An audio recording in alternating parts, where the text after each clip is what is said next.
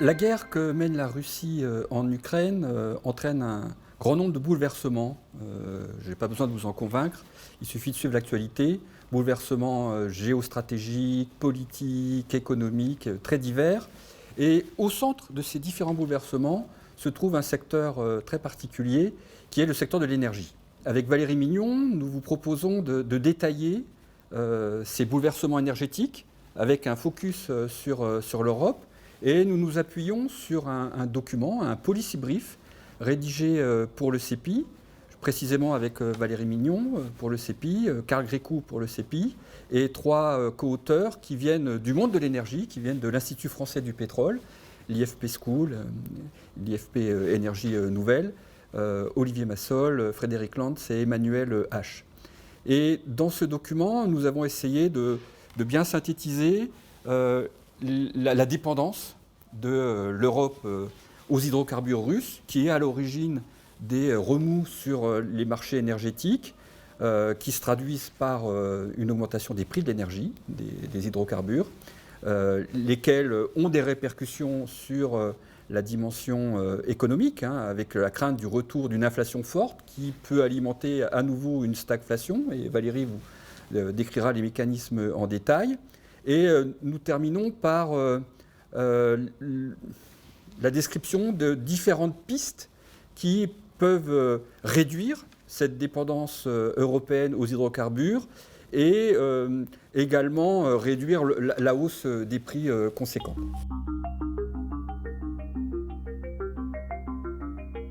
Donc, dans un premier temps, je vais peut-être insister sur l'importance, et alors je m'en excuse, mais c'est indispensable en donnant un certain nombre de chiffres pour bien comprendre cette dépendance qu'ont les économies européennes aux hydrocarbures russes et qui est à l'origine de la hausse des prix. Alors, c'est paradoxal parce que, justement, on aurait pu imaginer que cette guerre en Ukraine entraîne plutôt une baisse du prix des hydrocarbures. Pourquoi ? Parce que l'offre n'est pas affectée. L'Ukraine, territoire sur lequel se déroulent les combats, n'est pas un acteur majeur, n'est pas un acteur même du tout quasiment de l'offre d'hydrocarbures, que ce soit le pétrole ou le gaz. La Russie, qui est un acteur majeur, ne connaît pas de perturbations pour l'instant, peut-être plus à long terme avec les sanctions, mais pour l'instant ne connaît pas de perturbations sur son offre de pétrole et de gaz. Donc, vous voyez, l'offre n'est pas perturbée. La demande, elle aurait plutôt tendance à anticiper plutôt une baisse, surtout que c'est conjoint avec la reprise de la pandémie en Chine, donc un ralentissement d'économie chinoise, la reprise de l'inflation qui peut faire anticiper une baisse de la croissance, donc plutôt une baisse de la demande. Donc tout ça irait plutôt dans le sens des tensions à la baisse sur le prix des hydrocarbures, et au contraire, au déclenchement de cette guerre, il y a eu une hausse brutale. Et cette hausse brutale, elle s'explique justement par cette dépendance européenne aux hydrocarbures, qui fait que, ça y est, ça se met en place, il y a une redistribution de la demande européenne qui entraîne des tensions, d'où cette hausse des prix. Alors d'où vient cette dépendance aux hydrocarbures russes ? Elle est double. Elle porte à la fois sur le pétrole et également sur le gaz, où là cette dépendance est plus importante.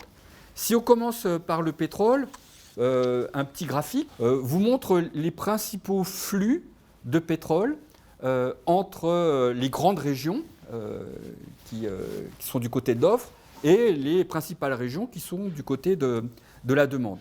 Et ce qu'on voit, c'est qu'il y a, contrairement au gaz, si on fera une comparaison dans quelques minutes, c'est assez dilué. Le pétrole, il va un petit peu partout. Il part des grandes régions, mais il va un peu dans toutes les régions. Il n'y a pas une concentration géographique. Néanmoins, la Russie est un acteur majeur. Et si on se met au niveau européen, alors juste une petite remarque, je donnerai des chiffres pour l'Union européenne à 27, et beaucoup plus souvent, je donnerai des chiffres pour ce qu'on appelle l'Europe dans le monde de l'énergie. Et l'Europe dans le monde de l'énergie, c'est-à-dire principalement les données fournies par BP, c'est un peu particulier puisque c'est l'UE à 27 auquel on va rajouter un certain nombre de pays, la Macédoine du Nord, la Norvège, le Royaume-Uni, la Suisse et la Turquie. Donc quand je parlerai de l'Europe, c'est l'ensemble de l'UE 27 plus ces 5 pays que l'on rajoute. Donc pour bien comprendre le rôle qu'a la Russie au niveau du pétrole pour l'UE 27 ou pour l'Europe au sens où on vient de la définir, au niveau de l'UE 27, les importations de pétrole brut, donc avant raffinage, venant de la Russie, c'est 27% des importations totales. Au niveau de cette zone Europe, c'est 30%. Et alors vous voyez que la dépendance, elle va dans les deux sens, parce que les exportations de la Russie vers l'Europe, c'est la moitié de ses exportations totales de pétrole brut. Okay, donc il y a une interdépendance. Et la Russie exporte principalement, alors si je parle en termes de pays et plus de zones comme l'Europe ou l'UE 27, principalement vers la Chine, puisque 32% de ses exportations de pétrole brut sont destinées à la Chine. Ce qu'il faut avoir en tête aussi, c'est que, alors souvent quand on parle de pétrole, effectivement, on pense au Moyen-Orient, qui est quand même l'acteur dominant au niveau mondial, et donc aux pétroliers. Une grande partie des livraisons de pétrole vers l'Europe de la Russie passe par des oléoducs, et donc pas par des pétroliers.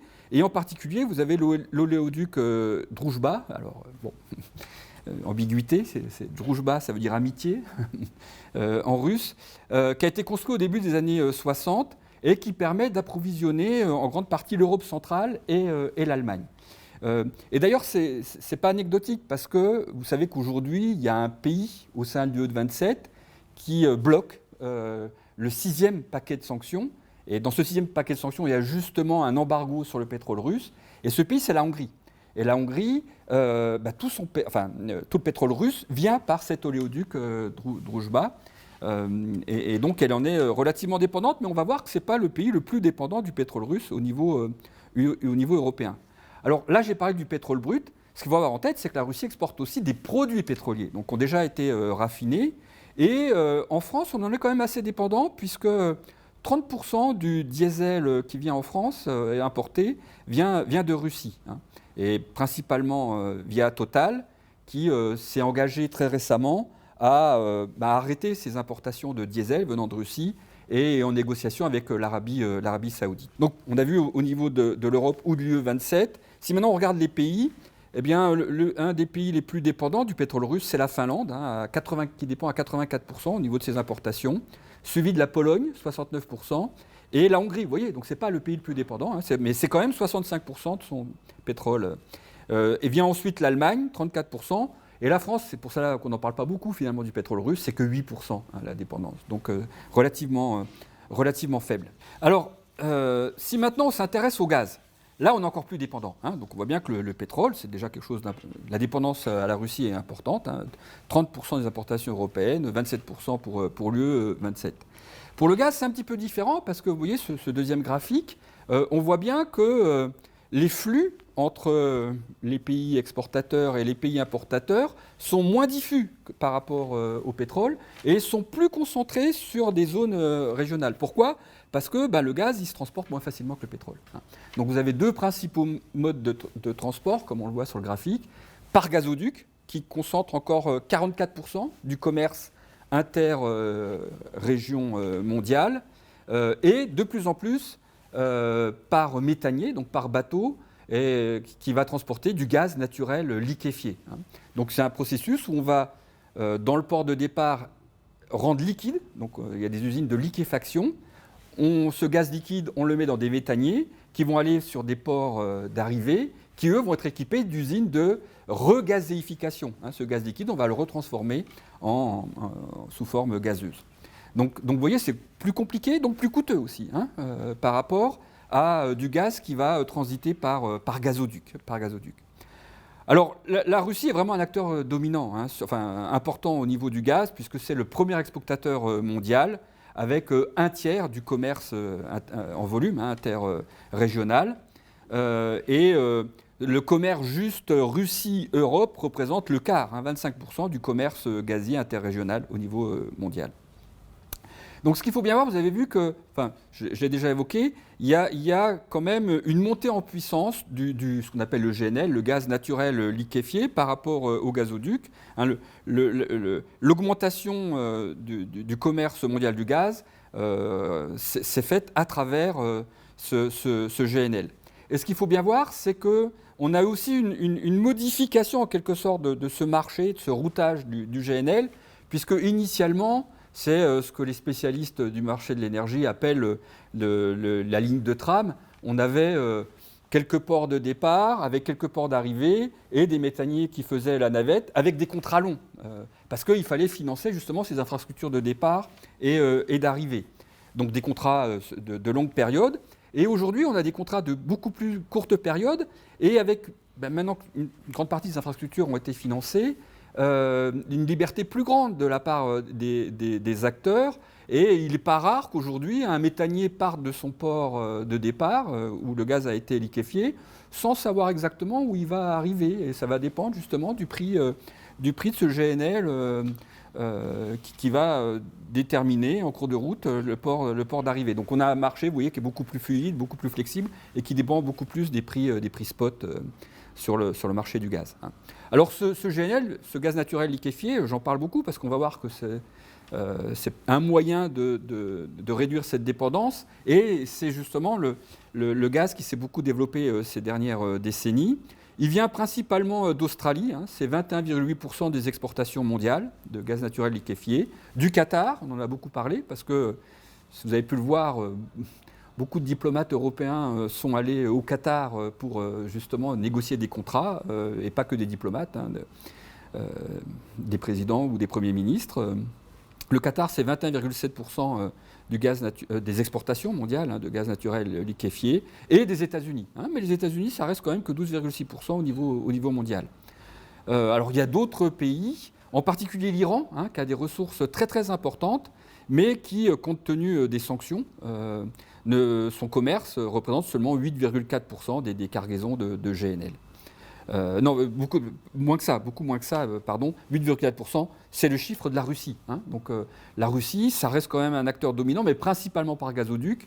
Il est plus mineur au niveau du gaz naturel liquéfié. Alors l'Europe a des capacités d'accueil. Il y a un certain nombre de ports qui ont ces usines de regazéification, qui sont situés principalement en Espagne. Qui accueille 4,3% des cargaisons de GNL, suivi de la France, 4%, le Royaume-Uni, 3,8%, la Turquie, 3,8%, et l'Italie, 2,5%. Donc vous voyez quand même, Espagne, France, Italie, donc c'est plutôt l'Europe du Sud. Il y a quelques ports en Europe du Nord, mais typiquement, des pays comme l'Allemagne ne sont pas équipés. C'est ce qui pose un des problèmes pour l'Allemagne, pour mettre fin à cette dépendance au gaz russe, c'est que tout le gaz qu'elle importe passe par gazoduc, et elle n'a pas les équipements pour l'instant pour le substituer par du GNL. Alors il y a des investissements qui sont bien évidemment en cours, mais ça met quand même 2 à 3 ans. Alors on peut voir un autre graphique qui va nous montrer cette évolution au cours du temps. Et donc sur ce graphique, en abscisse, vous avez la production de gaz au niveau européen. Donc il y a du gaz qui est produit en Europe. Et en ordonnée, la partie de la demande qui n'est pas satisfaite par cette production européenne, donc qui va être satisfaite principalement par des importations, mais également, mais à la marge, par des variations de stock, parce que le gaz, on peut le stocker. Donc il n'y a pas équivalence forcément entre le flux d'offres et le flux de demande. Il y a une partie de la demande qui va être satisfaite par une réduction des stocks. Mais grosso modo, vous voyez, sur cet axe désordonné, c'est principalement les importations. Et sur ce graphique, on voit bien qu'il y a eu 2 périodes quand même importantes de hausse de la production de gaz en Europe. Et la première dans les années 70, et qui a satisfait l'augmentation de la demande. Donc cette augmentation de la demande dans les années 70, elle a été satisfaite par une production européenne. Puis ensuite, une hausse de la production européenne dans les années 90 à 2004, qui correspond aussi à une hausse de la demande très importante. Pourquoi ? Parce que c'est la période où on va substituer de plus en plus des centrales thermiques charbon par des centrales thermiques au gaz. Mais après cette période, on a une baisse. On a une baisse de la production européenne. Pour donner quelques chiffres, vous voyez, la production de gaz a été divisée par 6 au Danemark, par 4 en Allemagne et en Italie, et par 2 au Royaume-Uni et aux Pays-Bas.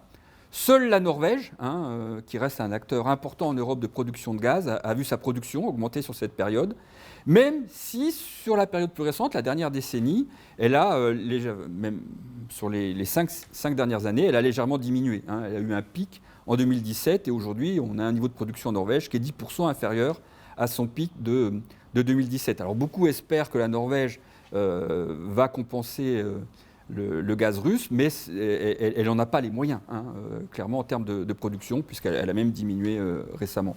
Elle s'est engagée à augmenter autant qu'elle peut, mais ça sera très, très marginal. Donc du coup, vous voyez bien qu'on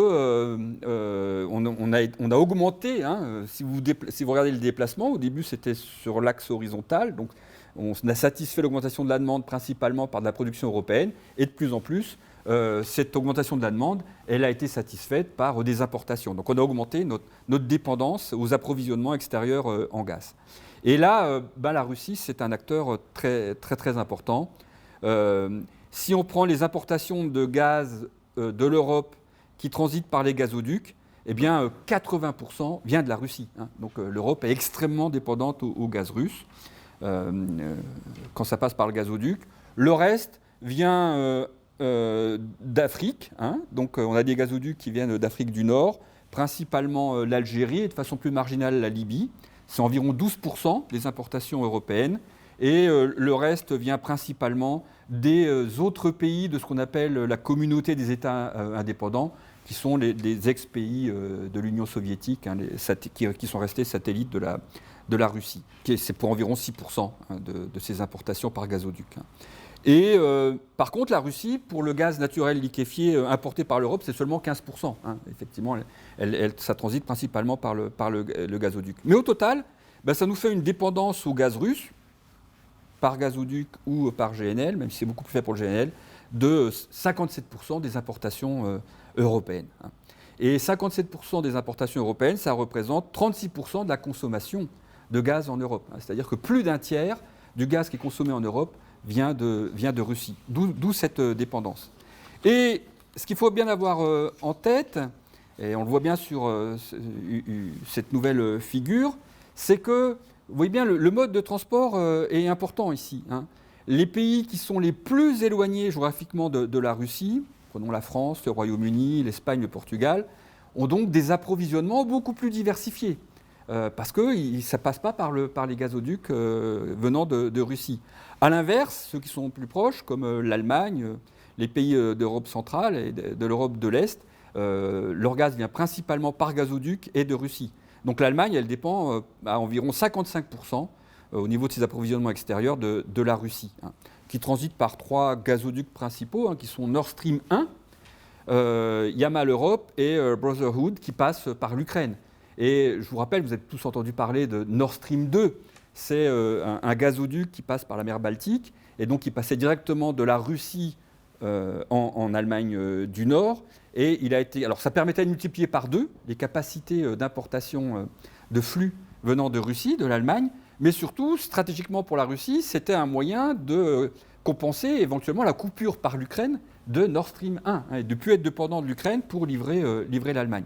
Donc, comme vous le savez également, acte politique majeur, Nord Stream 2 est terminé, donc il est opérationnel, mais le nouveau chancelier allemand a décidé de ne pas le rendre opérationnel et pour l'instant de ne pas faire usage de ce nouveau gazoduc pour importer du gaz russe supplémentaire. Et donc des pays qui sont frontaliers de la Russie, comme la Finlande, l'Estonie et la Lettonie, sont principalement alimentés par gazoduc et pour certains à 100% dépendants de Moscou. Alors, ce qu'il faut bien voir, c'est que, vous avez bien vu, la montée en puissance de l'offre de gaz s'est faite essentiellement par le gaz naturel liquéfié. Donc ça s'est traduit par une augmentation des infrastructures de regazéification dans les ports européens, mais comme vous l'avez bien compris, principalement dans les ports de l'Europe du Sud et quelques ports aux Pays-Bas et enfin en Europe du Nord. Un petit mot sur les taux d'utilisation de ces installations de regazéification. Ça varie. Alors en Europe du Nord, justement, 90% des installations sont utilisées aux Pays-Bas, donc il n'y a pas beaucoup de marge de manœuvre à très court terme. pour substituer du gaz russe par ce GNL qui, je dirais quelques mots, qui peut venir d'ailleurs. Par contre, il y a plus de possibilités dans l'Europe du Sud, puisque ça soit pour l'Italie ou la Grèce, ils utilisent que 50% de leur capacité de regasification. Donc on a à court terme quand même un potentiel, mais attention, ce n'est pas aussi simple que ça, parce que une fois que vous le regazéifiez, pour le faire se déplacer, il passera par gazoduc. Et malheureusement, il n'y a pas un maillage très important de gazoducs entre les pays européens. Donc ça permettrait plutôt d'alimenter la demande de l'Italie, de la Grèce, mais pas forcément de pouvoir satisfaire les besoins de l'Allemagne.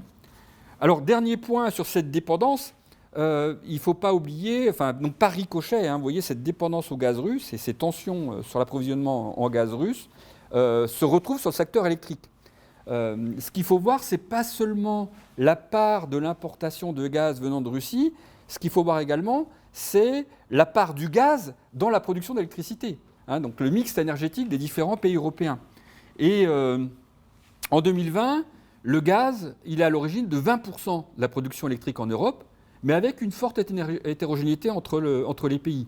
Et en particulier, vous voyez que tous les débats qu'on a sur l'embargo éventuellement sur le gaz russe, en Italie, on n'a pas la même perception qu'en France. Et vous allez comprendre pourquoi. On l'a vu, l'Italie importe une partie non négligeable de son gaz via des gazoducs de Russie, mais surtout, l'Italie, 48% de sa production d'électricité est réalisée à partir de centrales au gaz. Donc elle est également très dépendante de ce gaz. Donc pour elle, ça poserait des problèmes dans la production d'électricité. La Grèce, c'est 40%. Les Pays-Bas, c'est 59%, encore plus élevé. D'accord ? Alors pourquoi ça fait moins de débats en France ? Parce qu'on l'a vu, le gaz, on n'en importe pas énormément de Russie. Et en plus, ça représente que 6,6% le gaz de la production d'électricité. On ne dépend pas vraiment du gaz pour notre production d'électricité. Et au Danemark, c'est même 4,1%. Donc, entre les pays européens, c'est ça qui est important, c'est qu'on ne dépend pas de la même manière des importations de gaz russe et on ne dépend pas aussi de la même manière du gaz pour produire notre électricité. Donc, deuxième temps, c'est que ces tensions, la guerre que mène la Russie en Ukraine, et en particulier cette dépendance européenne au gaz russe, dépendance de laquelle l'Europe cherche à se défaire, crée des tensions sur les marchés et c'est traduit, après le déclenchement des opérations militaires, par une hausse brutale du prix de ces deux hydrocarbures que sont le pétrole et le gaz. Néanmoins, il faut bien souligner qu'on assistait, avant le début de ce conflit, à une hausse sur ces deux marchés. Donc, il y avait déjà un processus qui était lié principalement sur le marché du pétrole à deux éléments. Une reprise de la demande après la pandémie, donc une augmentation de la demande assez conséquente, et en même temps, du côté de l'offre, une politique de l'OPEP+. Alors, il y a l'OPEP, principalement les pays du Moyen-Orient, mais quand on parle de l'OPEP+, justement, se rajoute la Russie. Et il y a eu une entente assez forte entre l'OPEP et la Russie, déjà avant le conflit, pour maintenir l'offre, pour faire remonter les prix à la hausse. Donc avant le conflit, on avait déjà vu une augmentation non négligeable, et ça s'était déjà répercuté au prix à la pompe, du prix du pétrole, et également sur le gaz. On a eu une augmentation assez sensible du prix du gaz, si vous vous en rappelez, on en parlait déjà beaucoup dans les médias, de cette hausse du prix du gaz qui se répercutait sur le prix à la consommation avant le conflit. Par contre, le conflit a fait exploser le prix et du pétrole et du gaz. Sur le pétrole, un petit graphique, vous voyez bien là, ce pic très important où on a le prix du Brent, donc le pétrole d'Europe du Nord, qui est monté jusqu'à $140 le baril après les hostilités. Et surtout sur ce graphique, vous voyez bien la courbe en noir du haut, c'est le prix du Brent, et la courbe plus claire qui est située un peu en dessous, alors qui se confond jusqu'au moment du conflit et qui ensuite diverge, c'est-à-dire que la deuxième courbe, elle augmente, mais beaucoup plus faiblement.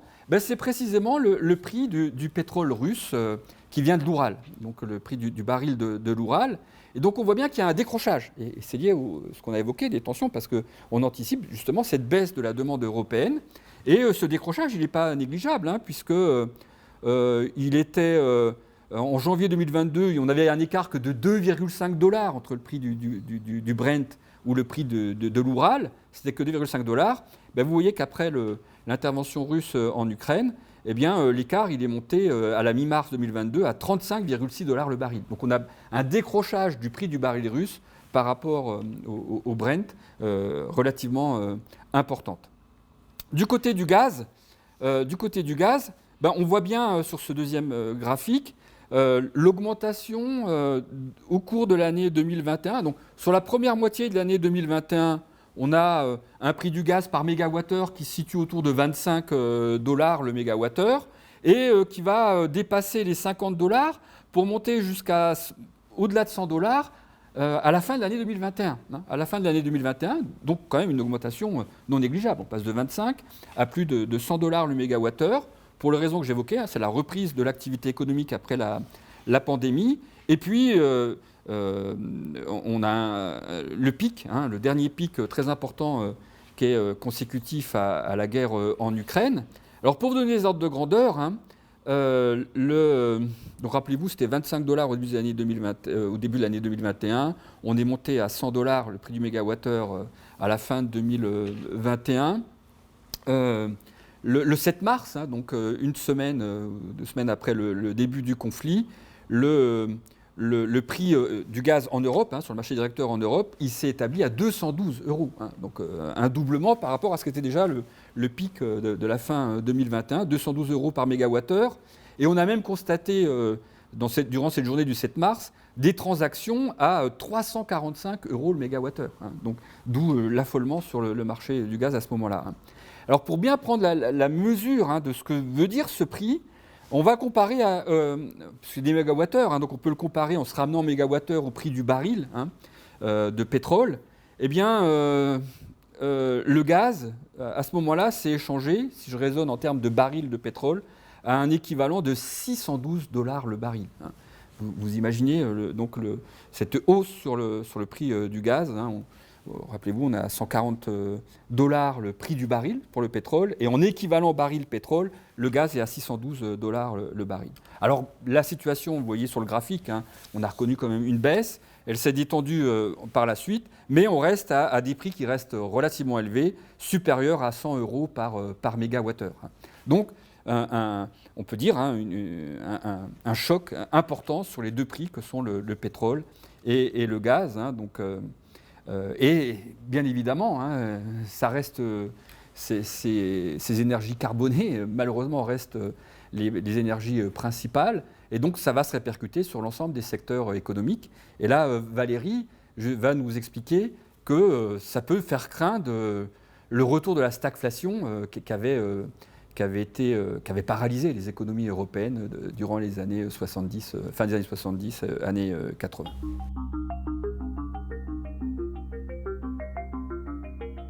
Alors, Lionel vient de vous expliquer que la guerre en Ukraine a accentué la hausse des prix de l'énergie, mais que en fait, cette hausse était déjà à l'œuvre depuis de nombreux mois. Alors, quelles sont à présent les répercussions de cette augmentation des prix de l'énergie sur les économies européennes? Alors, avant toute chose, l'augmentation des prix de l'énergie représente un choc inflationniste. Alors, cela entraîne par conséquent une hausse des prix à la consommation à hauteur du poids des produits énergétiques dans l'indice général des prix. Donc ça, ce sont les effets directs. À ces effets directs sur les prix vont s'ajouter ce que l'on appelle des effets de second tour. Et ces effets de second tour, ils sont principalement liés à deux éléments. Tout d'abord, le comportement des entreprises et ensuite le comportement des ménages. Alors, comportement des entreprises, tout d'abord, si les entreprises répercutent la hausse des prix de l'énergie sur leur prix de vente, afin de maintenir leur marge, on voit bien que ça va entraîner et également une accélération de l'inflation. Du côté des ménages, ceux-ci peuvent aussi revendiquer des hausses de salaire afin de maintenir leur pouvoir d'achat.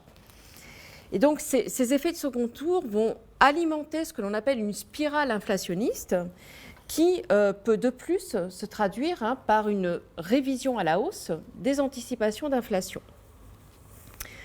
Alors, ces impacts sur les prix vont s'accompagner d'effets négatifs sur la consommation, l'investissement et l'emploi. Alors, consommation tout d'abord. Eh bien, la baisse de pouvoir d'achat subie par les ménages les conduit, bien entendu, à ralentir leurs dépenses de consommation et à réduire leur épargne.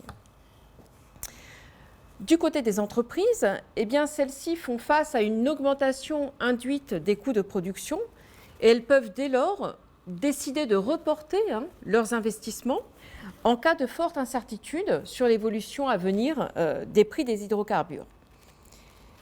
S'agissant de l'emploi, l'augmentation des prix des...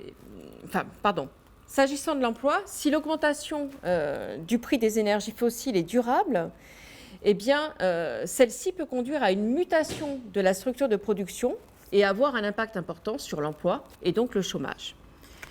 Au total, on le voit bien, la croissance économique des pays importateurs d'hydrocarbures se trouve affectée.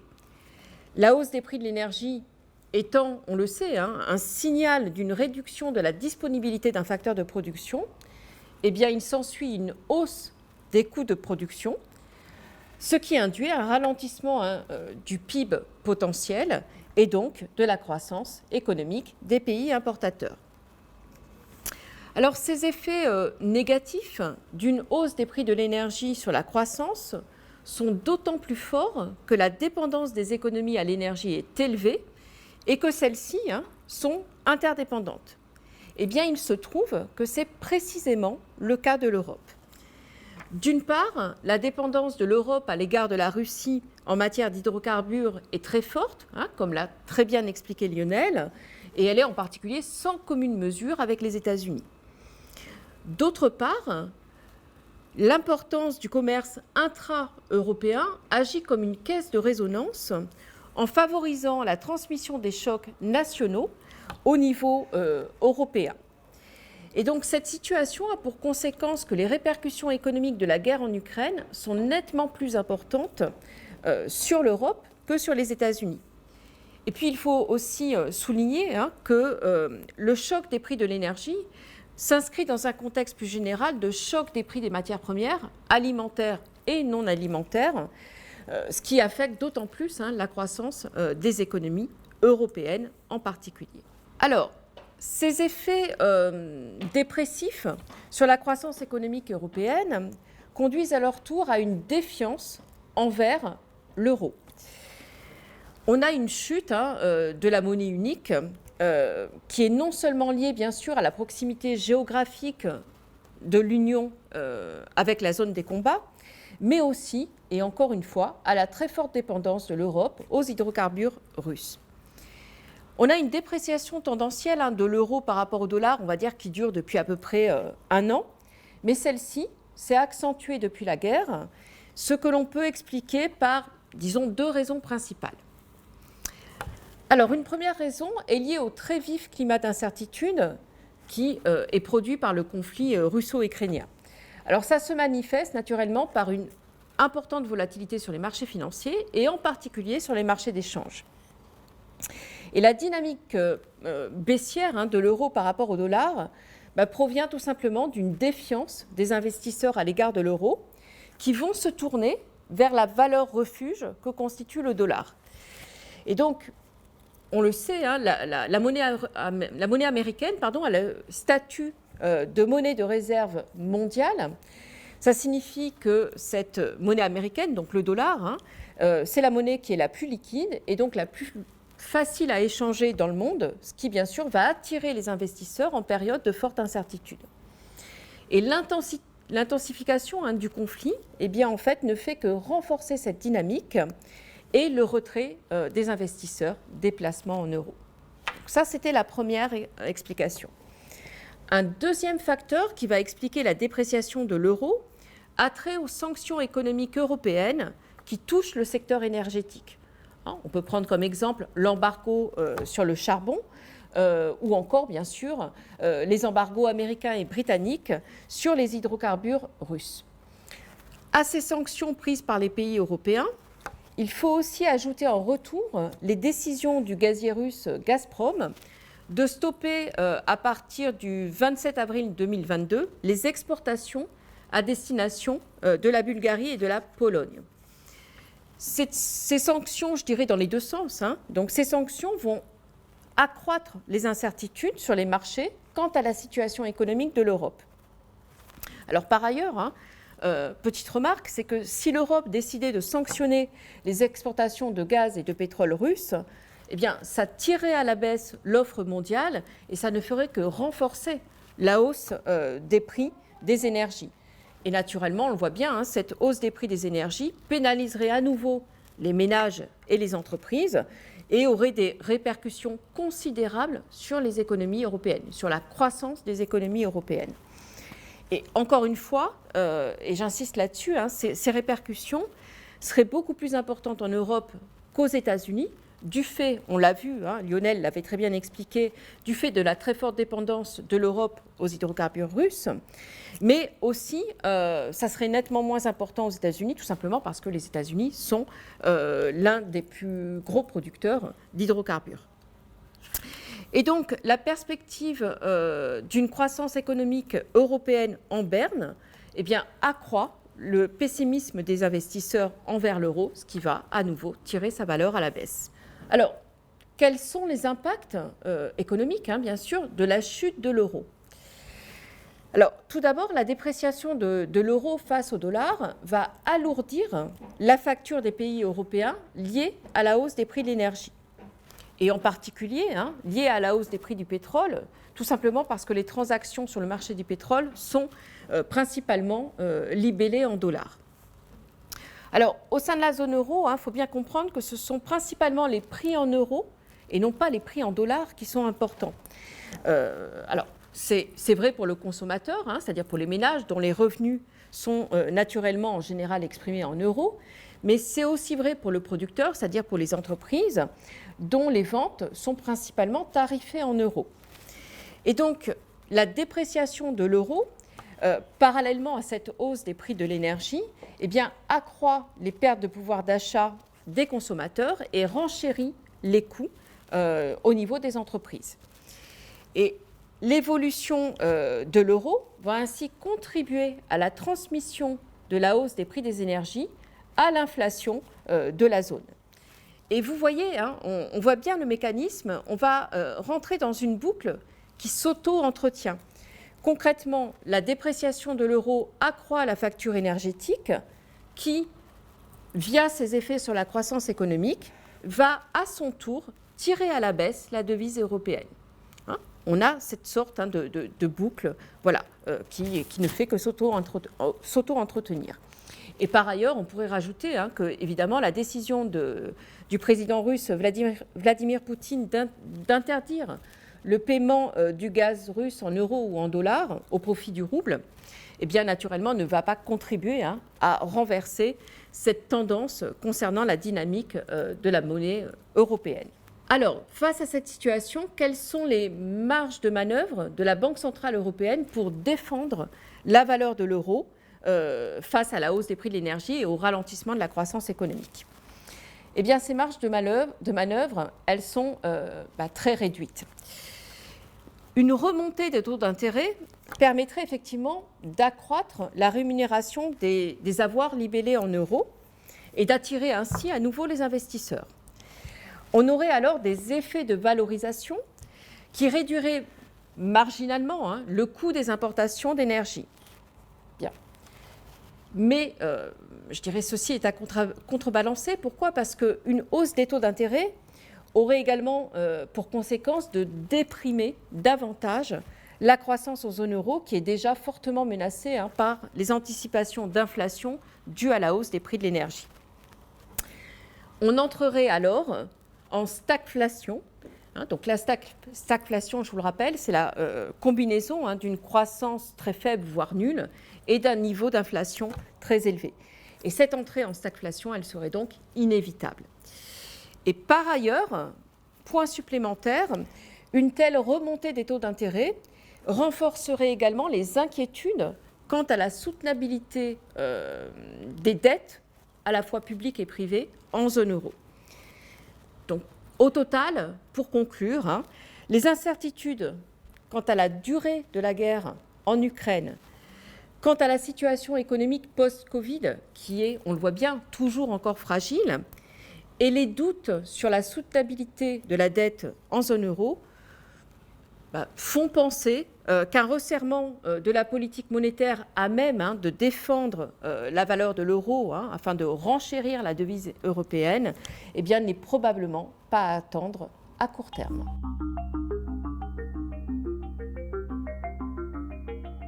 Donc, dernier temps de cette présentation, quelles sont les pistes pour l'Union européenne pour se désengager de ce que j'appelle cette trappe à hydrocarbures russe, pour retrouver une certaine indépendance énergétique et donc stratégique. Ce qu'il faut bien voir, c'est que ces pistes, elles se situent en même temps dans une politique européenne de transition énergétique. Et c'est lié.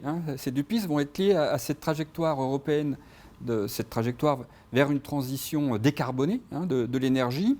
Donc juste un petit rappel sur les objectifs européens. De ce point de vue-là, il y a ce qu'on appelle le Green Deal, le pacte vert européen, qui se fixe un objectif à 2050 de neutralité carbone. Donc l'objectif final. Et entre-temps, depuis ce pacte vert européen, est apparu ce qu'on appelle l'ajustement vers les 55%, c'est-à-dire un objectif intermédiaire qui donne un petit peu le cheminement, qui consisterait à réduire les gaz à effet de serre de 50% à l'horizon 2030. Donc on voit bien quand même qu'il y a un effort assez important qui doit être réalisé d'ici 2030 avec une baisse de 55% de ces gaz à effet de serre. Alors, ça, c'est juste pour bien rappeler ce cadre européen et au niveau énergétique, de cette transition énergétique. Et donc, la réaction de l'Union européenne à 27, elle est apparue dès le sommet de Versailles, en mars 2022, par rapport à la guerre en Ukraine et à ses implications quant à ce retour à une indépendance énergétique de l'Union européenne. Et elle a le qualificatif de Repower EU, donc redonner de la puissance à l'Union européenne. Au sommet de Versailles, la Commission a donné les objectifs, j'en dirai un mot. Et la semaine dernière, donc le 18 mai, cette même Commission européenne a commencé à élaborer les outils pour atteindre ces objectifs. Alors, quels sont ces objectifs de Repower EU ? L'objectif, il est ambitieux. Il est à l'horizon 2030, donc à l'horizon du Fit for 55, à l'horizon 2030, c'est de rendre l'Union européenne indépendante, totalement aux hydrocarbures russes, que ce soit pour le gaz ou pour le pétrole.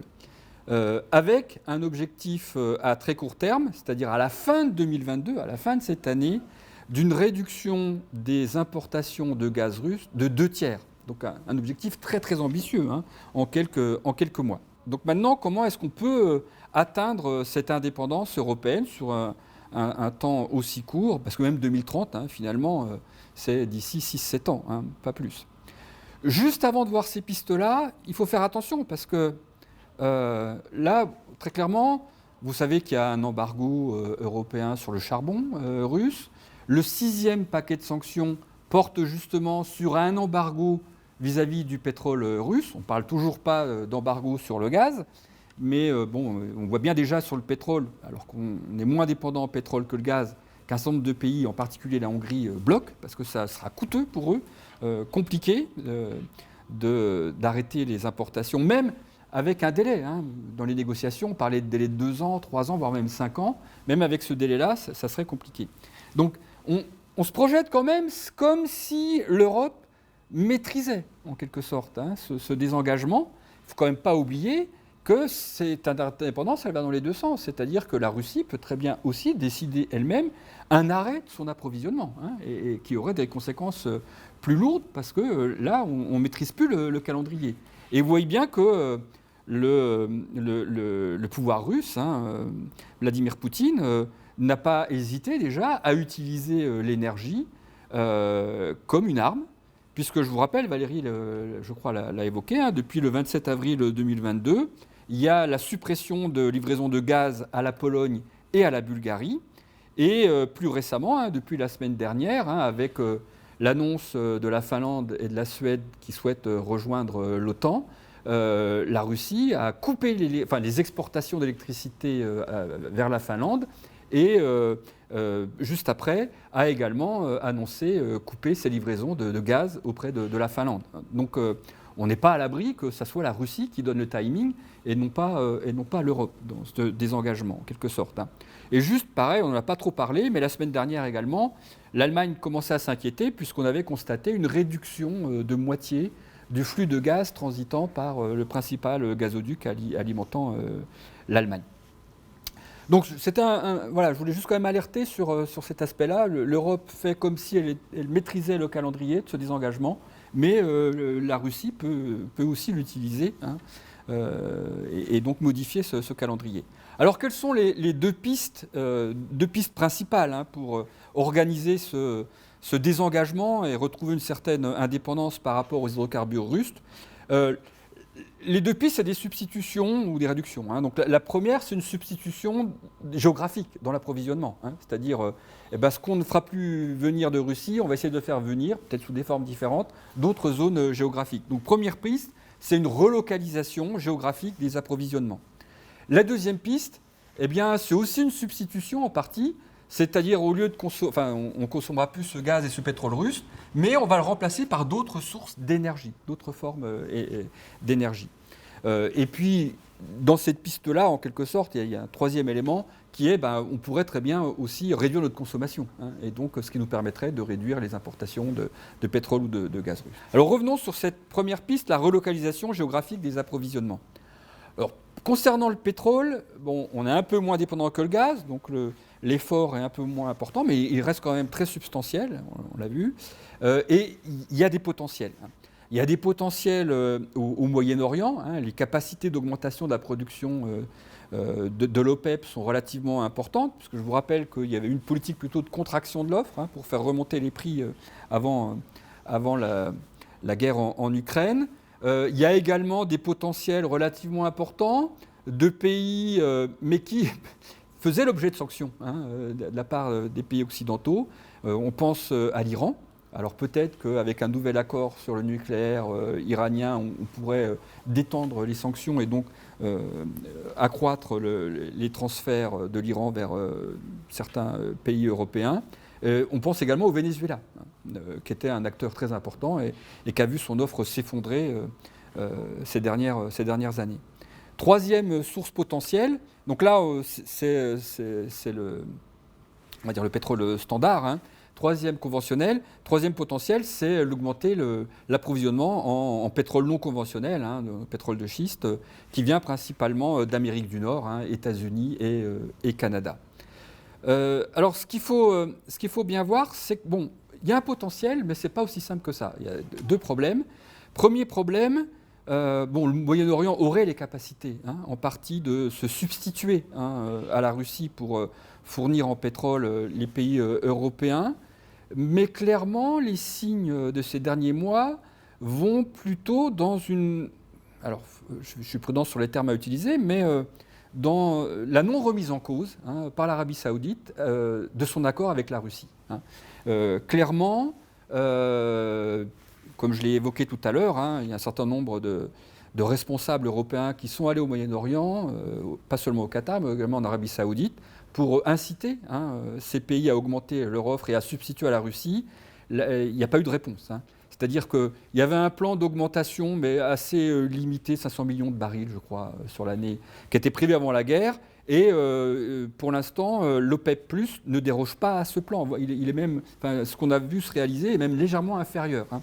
Donc il y a un signal de l'OPEP qui est de dire on ne se substituera pas, hein, on ne remplacera pas la Russie, donc resterait assez solidaire de la Russie de ce point de vue-là. Et alors, ce n'est pas anecdotique, mais au mois de mars, la Russie a signé des contrats avec des compagnies pétrolières indiennes pour leur fournir 5 millions de barils au prix, défiant toute concurrence, de $25.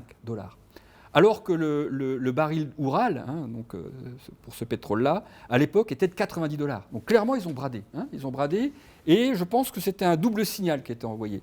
Un signal aux pays européens en disant « vous parlez de sanctions, vous parlez d'embargo, etc., mais vous n'êtes pas les seuls demandeurs sur la planète, et donc on fournira à d'autres pays demandeurs qui, eux, n'appliquent pas des sanctions. Donc on pense à l'Asie, la Chine en particulier, mais l'Inde également. Donc ça, c'était le premier signal. Ça sera peut-être sans... Alors, ce qu'il faut bien voir, c'est que faut avoir en tête, on pourrait se dire, $25 au lieu de $90 qui était le prix de marché, peut-être même à $25, le pétrole de l'Oural reste rentable pour la Russie. C'est un pétrole qui est peu coûteux à produire, à extraire. Donc, ils font encore des gains à $25. Donc, ils peuvent baisser très bas le prix. De ce point de vue-là. Alors, donc voilà, on n'hésitera pas, même s'il faut casser les prix, à trouver d'autres demandeurs et à continuer à recevoir cette manne, cette rente liée au pétrole. Et le deuxième message, je pense qu'il était aussi vis-à-vis de ses partenaires de l'OPEP, qui était de dire si vous vous substituez à notre offre auprès des pays européens, on n'hésitera pas à casser les prix. Voilà l'exemple, on est prêt à vendre à $25 notre pétrole. Et donc ce double message, alors il est passé clairement du côté de l'OPEP, qui n'a pas modifié sa politique et qui ne sera a priori à court moyen terme pas l'élément de substitution. Néanmoins, je le rappelle, il y a d'autres possibilités pour faire venir du pétrole d'Amérique du Nord et autres. Alors ce qu'il faut bien voir, c'est que ça sera à un coût plus élevé, parce qu'il y aura des frais de transport plus importants. Et deuxième élément que tout le monde n'a pas forcément en tête, c'est que les raffineries européennes, elles sont pour la plupart structurées de telle manière à recevoir du pétrole venant de Sibérie, de l'Oural. Et donc, si vous voulez raffiner du pétrole qui vient du Venezuela, c'est un pétrole beaucoup plus lourd, il faudra faire des investissements dans les raffineries, il faut les modifier. Et donc ça renchérira encore cette augmentation du coût, pas seulement liée aux frais de transport, mais aussi parce que ce n'est pas le même type de pétrole et qui nécessitera des investissements importants dans les raffineries. Et d'ailleurs, c'est ce qu'a soulevé la Hongrie, en disant mais ce n'est pas seulement le problème du prix du baril, c'est que si moi je ne peux plus raffiner du pétrole qui vient de Russie, il faut que je modifie mes raffineries, et ça va renchérir considérablement le coût à la pompe pour les Hongrois. Concernant le gaz, là aussi, il y a des possibilités de relocalisation. Donc, avec une bascule, alors relocalisation, alors un petit peu de gazoduc venant du Maghreb, d'Afrique du Nord, mais la bascule, elle va se faire principalement via le gaz naturel liquéfié. Et donc, en provenance d'Amérique du Nord, du Moyen-Orient, en particulier le Qatar. Donc, il y a eu beaucoup de négociations avec le Qatar, qui s'est déjà engagé à fournir un certain nombre de pays. Mais vous voyez bien que là se pose à nouveau une question. Il ne faudrait pas qu'on sorte d'une trappe à hydrocarbures russes pour entrer dans une trappe d'autres zones géographiques, en particulier des États-Unis. Si on devient dépendant des États... Alors, ce n'est pas le même régime politique, mais néanmoins, c'est jamais sain d'être dépendant. Donc, il ne faudrait pas qu'on dépende en très grande quantité du gaz naturel liquéfié américain, ou du Moyen-Orient, parce qu'il ne faudrait pas qu'on ait maintenant une dépendance au détroit d'Ormuz. C'est-à-dire que c'est quand même une zone géographique qui est instable politiquement, et s'il y a des tensions militaires importantes et que le détroit n'est plus une zone sûre pour transiter, qu'à nouveau on ait des problèmes dans l'approvisionnement important en Europe. Donc vous voyez, ce n'est pas simple, il faut faire attention et il faut que ça soit coordonné. Alors justement, dans le programme Repower EU, il y a cette volonté de coordonner cette relocalisation, et il y a déjà eu un accord qui a été signé par la Commission européenne. Et donc ça aussi, c'est une nouveauté. Ça fait partie du programme, un petit peu comme pour la pandémie. C'est-à-dire que pas chaque pays européen va faire son marché pour voir comment il peut substituer le pétrole russe ou le gaz russe par une autre source géographique d'approvisionnement, essayer de centraliser ça au niveau européen. Et donc c'est la Commission européenne qui a signé un accord avec les États-Unis pour livrer 15 milliards de mètres cubes de gaz naturel liquéfié supplémentaires dès l'année 2020. Et avec c'est pas négligeable, c'est une hausse de 70% par rapport à ce qui était prévu, et ce montant pouvant aller jusqu'à 50 milliards chaque année d'ici à 2030. Donc on voit bien, les États-Unis vont compenser via le GNL une partie non négligeable, mais il y a d'autres sources. Il y a d'autres sources pour justement éviter qu'on bascule vers une autre dépendance, qui cette fois-ci sera américaine. Ces autres sources, c'est qu'il y a eu un certain nombre de zones géographiques nouvelles dans cette offre de gaz et qui sont situées en Méditerranée, principalement, orientale, donc autour de Chypre, Israël et le Liban. On a également des projets de GNL importants qui sont situés en Afrique, au Mozambique, en Mauritanie, Cameroun, Tanzanie et à Djibouti. Il y a également des capacités importantes qu'il faudrait valoriser venant de l'Amérique latine. Et il y a même un projet d'un nouveau gazoduc qui relierait l'Europe aux gisements de la Caspienne et du Moyen-Orient via la Turquie. Et alors on voit bien, il y avait déjà un projet qui s'appelait Nabucco, qui était un peu similaire, mais c'est coûteux. Et donc tant qu'il n'y avait pas de tension géostratégique importante, il a été abandonné. Et il rendrait bien service aujourd'hui si effectivement il avait été mis en place. Alors, vous voyez bien que pour le pétrole, c'est un petit peu plus compliqué. Pour le gaz, c'est un peu plus compliqué que pour le pétrole. Le pétrole, c'est faire changer de cap à des pétroliers. Pour le gaz, quand ça transite par les gazoducs, vous ne faites pas changer de cap à un gazoduc, d'accord ? Et pour le GNL, vous voyez, ce n'est pas aussi simple parce qu'il faut construire les infrastructures de départ pour liquéfier le gaz et il faut construire les infrastructures d'arrivée pour regazéifier le gaz. Et puis après, il ne transite pas aussi facilement au sein de la zone Europe. Et ne pas oublier également, il faut de plus en plus de méthaniers. Et ces bateaux-là, on ne les construit pas en quelques semaines. Donc il y a aussi, ça va mettre du temps, tout ça, le temps de construire toutes ces usines de liquéfaction, regazéification, et ces nouveaux méthaniers qui font le transport. Donc ça prendra un petit peu de temps. Deuxième piste, donc on va pouvoir relocaliser une partie, mais pas l'intégralité, et ce n'est pas souhaitable, parce que justement, malheureusement, j'insiste bien, malheureusement, cette guerre en Ukraine est une opportunité pour accélérer la transition énergétique en Europe. Pour une raison simple, déjà pour retrouver cette indépendance énergétique, pour retrouver une forme de souveraineté énergétique, une sécurité d'approvisionnement.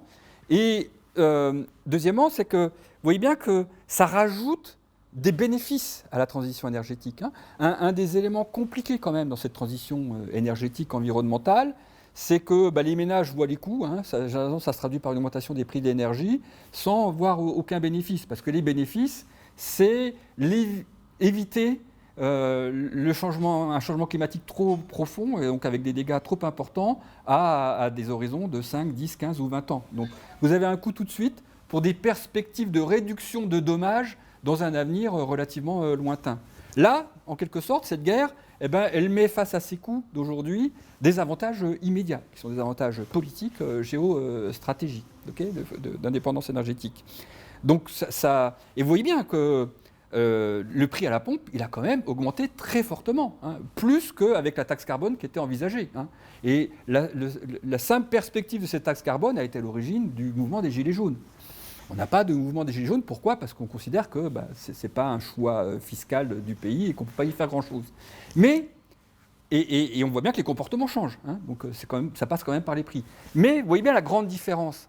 C'est que si on avait un prix à la pompe à 2,10 € ou 2,20 € même, via une taxe carbone, plutôt que 2,10 € ou 2,20 € à cause de la guerre en Ukraine, la grande différence, c'est que cette augmentation supplémentaire, via la taxe, elle rentrerait dans les budgets des pays européens qui pourraient les utiliser pour compenser ou pour investir dans les énergies renouvelables. Alors que là, cette hausse, elle va dans les recettes des pays exportateurs d'hydrocarbures.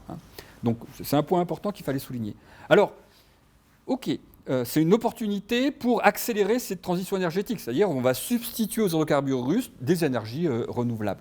Néanmoins, il faut être conscient qu'à court terme, alors, on a du mal à bien préciser ce que c'est court terme, quelques mois, voire même peut-être quelques années, il faut plutôt s'attendre à un ralentissement de cette transition énergétique. Pourquoi ? Parce que face à cette problématique des hydrocarbures russes, un certain nombre de pays européens vont retarder leur transition énergétique à très court terme.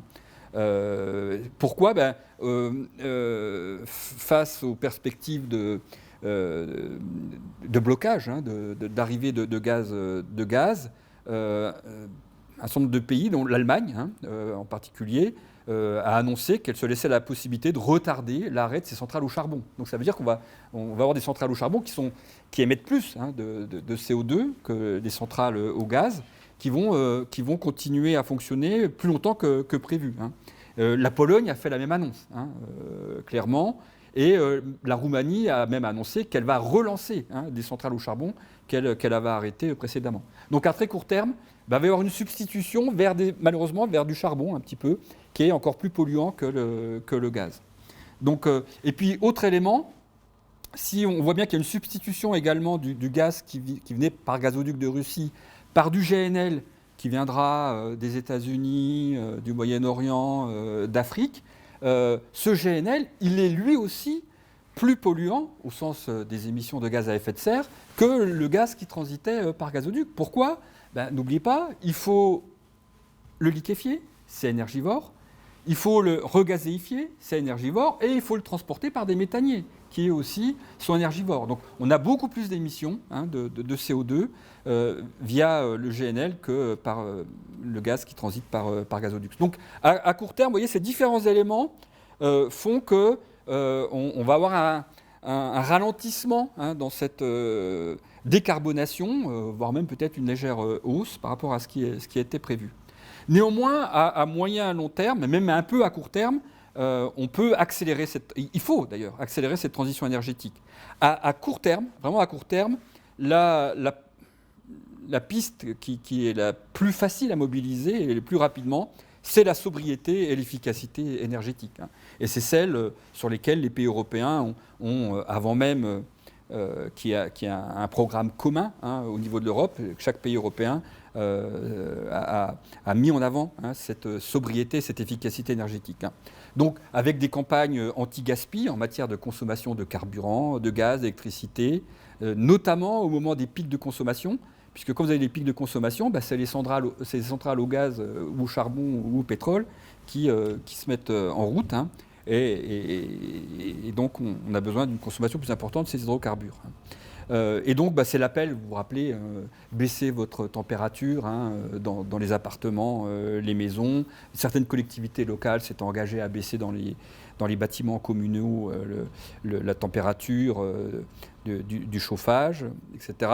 C'est le remplacement des chaudières à gaz par des pompes à chaleur, c'est la rénovation énergétique des bâtiments, etc., etc. Et donc même l'IAE avait un plan en 10 points justement pour réduire cette consommation et proposait même un retour vers ce qu'on avait mis en place au moment du premier choc pétrolier. Rappelez-vous, c'était là la limitation de la vitesse, et en particulier 130 km/h sur les autoroutes, une diminution supplémentaire de 10 km/h qui pourrait être éventuellement temporaire, et en particulier pour les poids lourds. Alors, dans le plan Repower EU, effectivement, la semaine dernière, la présidente Ursula von der Leyen a bien expliqué que à court terme, le plus simple, le plus rapide, je prends ces termes, le plus efficace et le plus abordable, c'est justement ces économies d'énergie. Et donc, la Commission propose alors c'est pas encore ratifié, mais la Commission propose de modifier l'objectif d'efficacité énergétique en le faisant passer initialement prévu à 9% à 13% à l'horizon 2030. Donc ça, c'est réduire notre consommation, et donc ça nous permettra d'importer moins d'hydrocarbures russes. Mais ça ne suffira pas. Et donc, c'est substituer ces hydrocarbures russes par des énergies renouvelables et donc accélérer la transition vers les énergies bas carbone renouvelables. Et donc là, à nouveau, le plan Repower EU met le paquet là-dessus, met le paquet à ce niveau-là. Donc, ce qui a été annoncé mercredi dernier, le 18 mai, c'est un montant d'investissement supplémentaire non négligeable de 210 milliards d'euros. Et sur ces 210 milliards d'euros, 95% sont dédiés justement à l'accélération de la production d'énergie bas carbone. Les 20 autres pourcents, c'est 10 milliards qui sont prévus pour développer les infrastructures pour le gaz naturel liquéfié et seulement 2 milliards également dans les infrastructures de pétrole, les raffineries ou autres. Donc on voit bien que 80% du montant du budget de REPowerEU porte justement sur le développement des énergies renouvelables pour remplacer ces hydrocarbures russes. Et donc très concrètement, qu'est-ce qui est mis en place dans ce plan récent? L'objectif, c'est de passer de 40 à 45% du renouvelable dans le mix énergétique européen en 2030.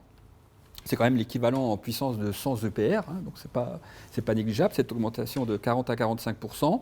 Et puis, encore plus précisément, ça passe par rendre obligatoire la pose de panneaux photovoltaïques sur les toits pour tous les nouveaux bâtiments commerciaux et publics à partir de 2025, c'est après-demain, et pour même les nouveaux bâtiments résidentiels à partir de 2029.